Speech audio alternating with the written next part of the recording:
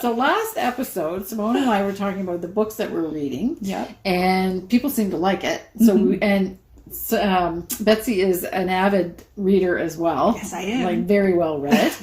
And she's also a reader that reads things more than once. I think I'm the only one here that doesn't read things more than once. Only what I talked about with you. Yeah, that's okay. the only. Oh no, that's not true. I have read a few things, not regularly. Oh, okay. Simone regularly reads things more than once. I do. Okay. No, I don't. Yeah, so I was secretly always impressed how she could remember the name of every single character in every book that she read, no matter how big or how small it was. And I was like, Wow. I don't know, my brain does a data dump every 3 months. I can't remember anything. But then she said, well, sometimes I reread. Yeah. See, I've been known to get a book from the library, start reading it, and go, why do I know exactly what's going to happen? Because I don't retain the titles of books that I've read or the authors, which is terrible.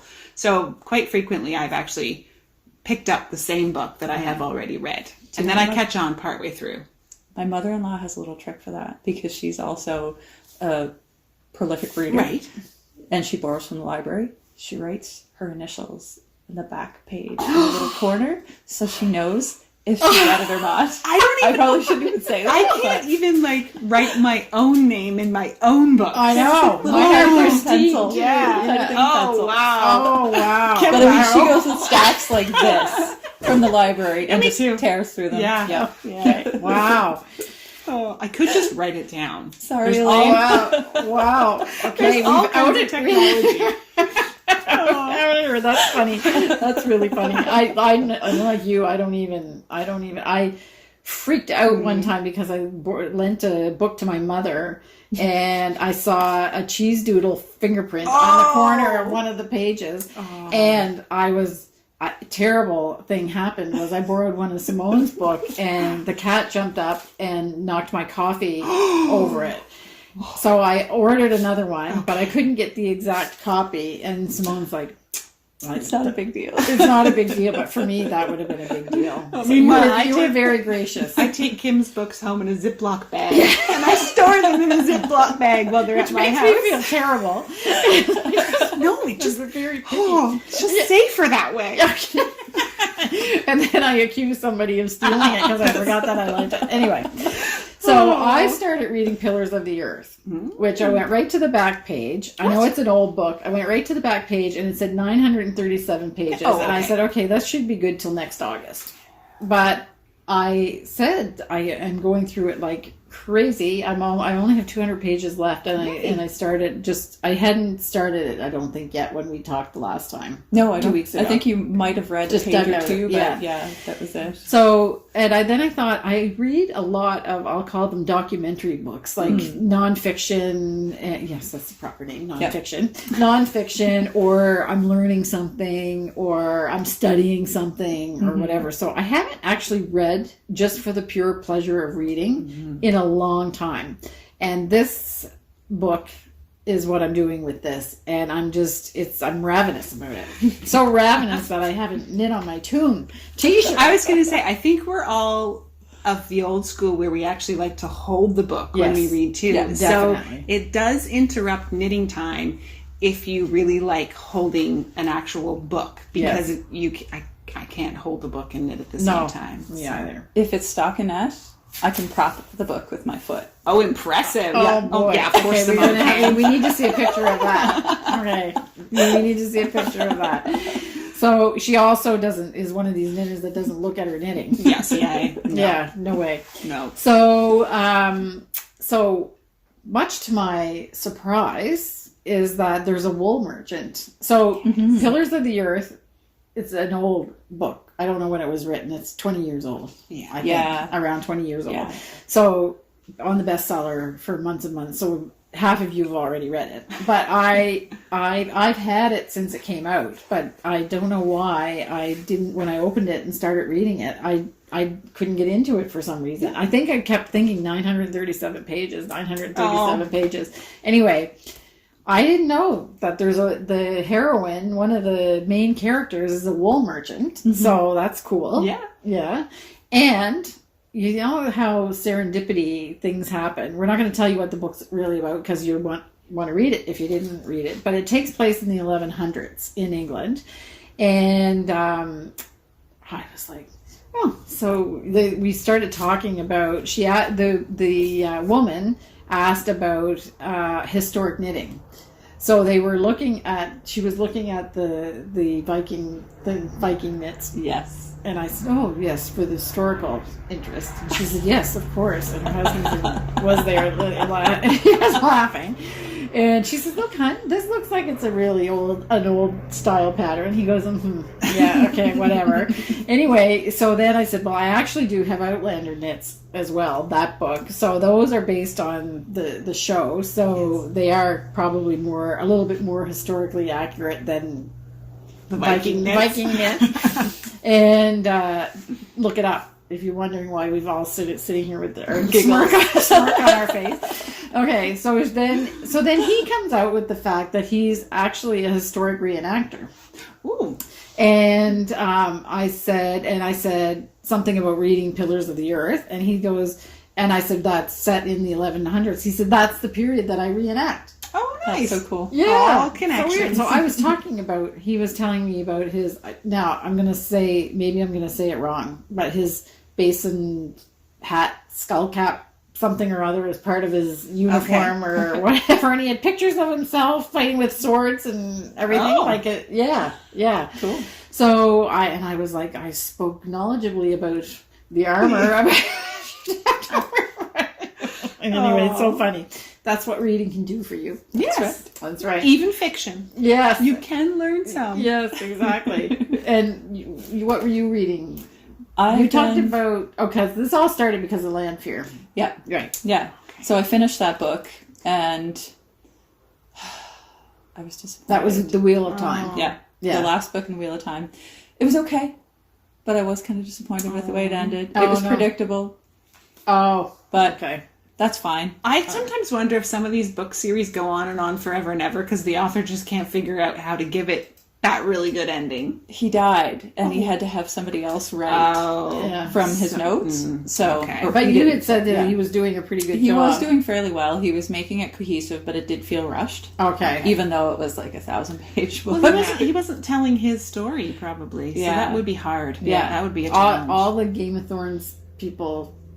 Game of Thrones, sorry. Game of Thrones people are saying, we know. Yep. I might be one of those. Oh, okay. Yeah. Although I did like the television series a lot more than the books. Okay. Oh. Yeah. I didn't make it past the first book on that one. Yeah. No. So when you talked about Wheel of Time, so the Land Fear cowl that Simone launched in the last podcast is named after her main character. After a character, after a character. Yeah. And then it showed up on my Prime, I think, that there is actually, they're in season 2. Are they on season 2 now? Yeah. Oh. So did you watch season 1? I did. And is it good? Yes. Was that like as good as the book? Or No. So the book is if you pretend like you've never read the books, the series is good because it kind of haul things in from different times. Okay. And they're placing it earlier in the series. So there's that, and then there's certain things that are just a little out of sync. Okay. So yeah. It's good. Yeah. But you just have to pretend that you didn't read the books. Right. And now you're on a new book. Yeah. And it's what is it? Post Captain by Patrick O'Brien. Captain. Okay. And people have written to me and said, what books were you talking about? I will put the names of the books and the authors in the show description. Yeah. Okay. So I went from fantasy to historic fiction. Right. And this book is about a naval officer and a doctor in the 1800s in the British Navy. And there are parts in it that are laugh out loud funny. Okay. I was telling Betsy about the drunk ape. Yes.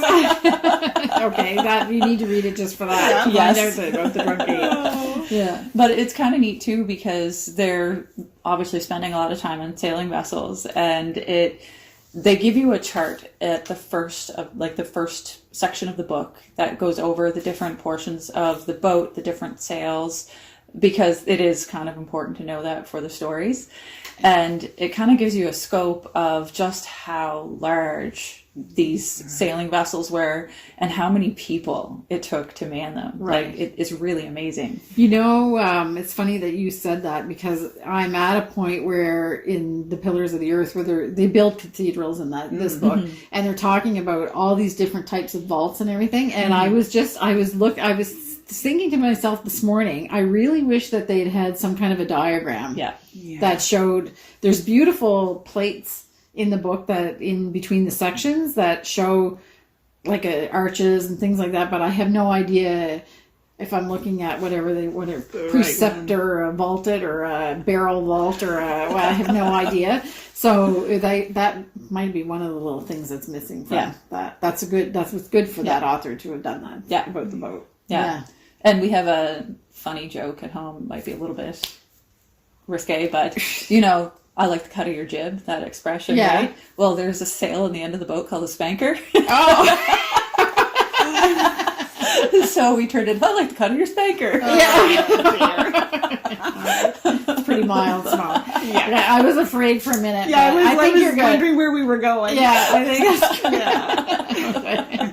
that's not the spinnaker. It's actually a spanker. It's the spanker. Okay. And you read a lot of Canadian authors. I have recently, yeah. So Louise Penny, I've been following her for years. She does mystery novels, murder mystery novels. And I like them because I don't know. Actually, I like them because it makes me want to go where she's talking about. Okay. Like, I want to go live in Three Pines. And eat at the bistro. Yes, exactly. Eat at the bistro and hang out on the village green. And she even makes me want to garden. Oh, but I don't like gardening at all. Okay. So I think there's just something about how she writes that really pulls you into the environment of the story. And that's what I really like with her writing. So she's from Quebec. I'm not sure that she's originally from Quebec, but her stories are all based in Quebec. Yeah. Okay, so they are. So that was going to be the question. A little tiny town about an hour from Montreal. Right. Okay. Kind of is it like the Eastern Townships or something like that? Yes, I think so. Yes. All right. Yeah. Which is lovely. Oh, I know I've never been. Yeah. I need to go check it out. So they're fun for just like quick reads. You are talking about, I read the big novels in general. I actually choose my novels at the library based on how large it is. Just because the longer the story, the more entertainment. Right. But these are a little bit quicker and more succinct. And they do follow, if you've never read any of them, I would recommend starting with one and following them in order because the same characters go throughout. It's a different murder mystery in each one, but the main characters that live in this village stay the same. So if you want to follow their story in a chronological order, it's best to read them. You can see them progress throughout the series. Yeah, they grow and change. You've read that series as well. Yeah. Right. Yeah. So people have commented about the audio book versions, and somebody wrote that apparently the is it Audible? Is that the Audible version of Pillars of the Earth is particularly well done. Okay. I'm not really, I don't know. I barely retain it when I read it. So I can't imagine if I was just listening to it and knitting at the same time that I would be able to retain it. But you read, or you listen to some. I do listen to audiobooks sometimes. Yeah. And what do you find? Do you find that I find it's actually not bad. I listen to them mostly whenever I'm going for a run. Yeah. And the most recent ones that I listened to were The Bear and the Nightingale and The Girl in the Tower. It's 2 parts of a trilogy. Okay. And it's written in a Russian fairy tale-ish type. Oh, okay. Light listening. Yeah. It's actually really good. I think it's classified as young adult. Oh, but okay. It's one of those stories that just kind of grabs you and keeps you. And cool. It's so magical. And you are going to write all these titles down, right? Well, I'm just thinking, okay, so you're both going to have to text me with the titles that we talked about. Yeah. Mine's just a whole series. Louise Penny. Yeah. And the Three Pines is also a series. Well, so the whole, she's only ever written about this same little town, with the main character being Inspector Gamanche. Okay. Or however you want to say his name. And that the stories follow his career, basically. Oh, okay. So. And is the series as good as the book? The TV series? Yeah. No. Okay. Not even remotely. Definite. Yeah, they tried to cover, I think she has almost 20 books. So they tried to cover so much in one season that it was convoluted. And I understand what they wanted to do. They wanted to touch on some current events and such. And there's a time and a place for that, but I think her stories were good enough on their own. Yeah. So I have to say, I just now we should probably wrap this up, but I have to say that about. I read the original Anne of Green Gables book before Arna and Carlos come because I know going. And I watched the 1987 series with Megan Follows, which was actually really almost good. Word for word from the book.